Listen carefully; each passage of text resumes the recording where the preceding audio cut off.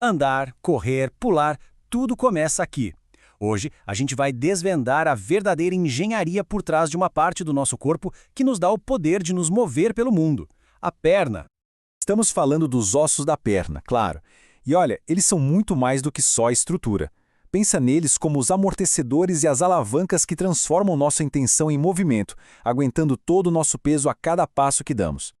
Olhando assim de primeira, eles parecem quase gêmeos, né? Mas, como a gente vai descobrir, cada um tem uma identidade e uma função muito distintas. A grande questão é, como é que se faz para diferenciar um do outro? Então, bora olhar mais de perto. Primeiro, vamos explorar a anatomia nos detalhes e depois entender como todo esse conhecimento permite que os especialistas enxerguem através da pele, numa aplicação super importante, a radiografia. A história da nossa perna é basicamente protagonizada por dois ossos principais: a tíbia, que é a mais robusta, e a fíbula, mais esguia. Juntas, elas formam toda a estrutura que fica entre o joelho e o tornozelo. Então, como é que a gente diferencia um do outro na prática? O segredo está em alguns marcadores anatômicos, alguns detalhes, e o legal é que, uma vez que se conhece esses marcadores, a identificação fica quase instantânea. Primeiro, um termo que é chave aqui: côndilo. Pensa nisso como uma superfície mais arredondada na ponta do osso, feita para se encaixar. E aqui já vem a primeira grande pista. A tíbia tem uns côndilos bem grandes lá em cima para se conectar com o fêmur. A fíbula não tem. Simples assim. A diferença mais fundamental, então, está no tamanho e na posição. A tíbia é a grandona, a protagonista que suporta o peso do corpo, e ela fica sempre do lado de dentro da perna. A fíbula é a parceira dela, mais fininha, e fica sempre do lado de fora. Focando na tíbia, a gente acha os sinais de identidade dela. Lá no topo tem o platô tibial, que é literalmente uma plataforma de pouso para o fêmur. Logo abaixo do joelho dá para sentir um calombo, sabe? Essa é a tuberosidade da tíbia. E lá no tornozelo, aquele ossinho saltado do lado de dentro, é o maléolo medial, que pertence à tíbia. Já a fíbula tem uma cabeça um pouco mais arredondada no topo, com uma pontinha chamada ápice. E lá na outra extremidade, ela forma o maléolo lateral, ou seja, o ossinho do lado de fora do tornozelo, que geralmente é até um pouco mais pontudo que o de dentro.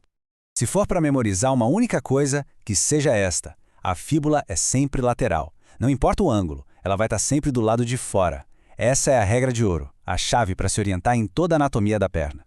Agora, vamos subir um pouquinho para a articulação do joelho, onde a gente encontra um osso muito, mas muito único: a patela.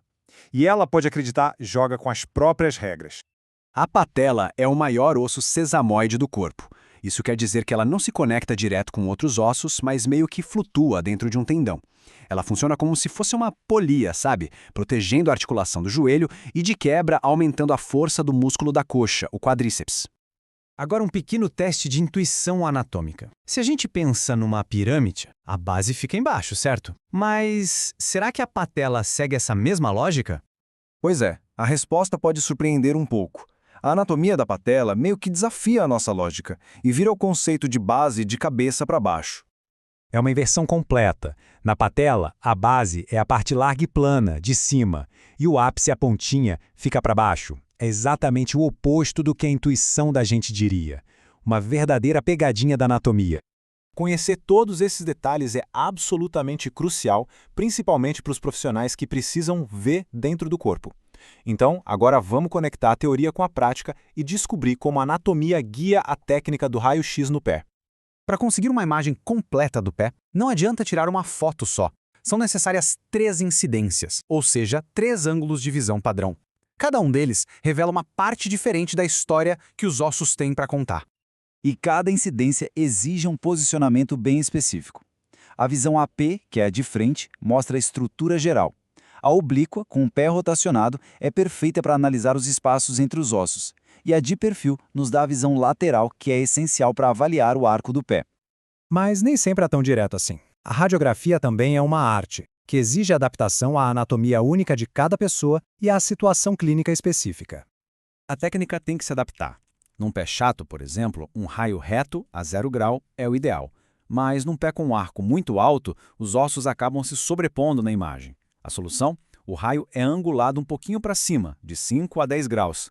Esse truque ajuda a desempilhar os ossos na imagem, revelando cada estrutura com clareza. E isso nos leva a um quebra-cabeça clínico bem interessante.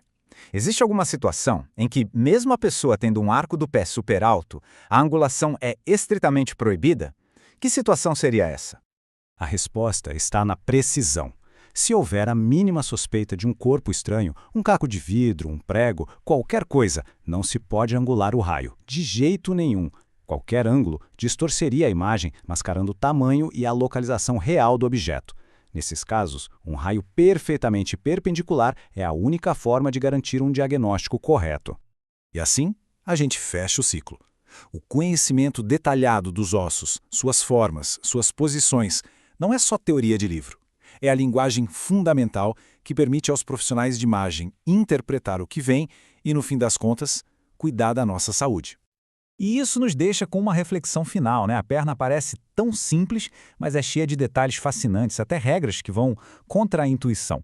O que mais no nosso próprio corpo, que parece tão familiar, está na verdade escondido à vista de todos, só esperando que a gente olhe um pouco mais de perto.